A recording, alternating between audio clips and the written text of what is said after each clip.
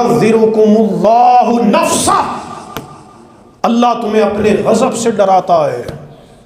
حضرت ابراہیم علیہ السلام قیامت کے دن کہیں گے، ابراہیم خلیل اللہ ہے،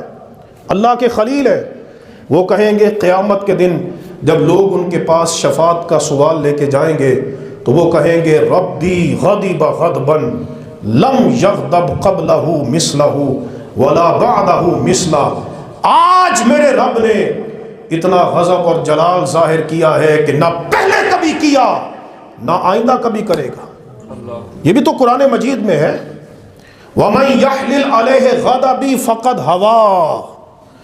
اللہ فرماتا ہے جس پر میرا غضب حلال ہو گیا وہ بندہ تباہ و برباد ہو گیا۔ یہ بھی تو قرآن مجید میں ہے، إِنَّ بَطْشَ رَبِّكَ لَشَدِيدٌ، تیرے رب کی پکڑ بڑی سخت ہے،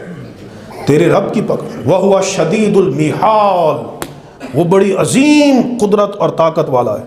ذرا سوچئے اس شہنشاہ عظیم کی قدرت کا عالم کیا ہوگا جو ایک چشم زدن میں سورج کو ظاہر کرتا ہے، اس کو مخصوص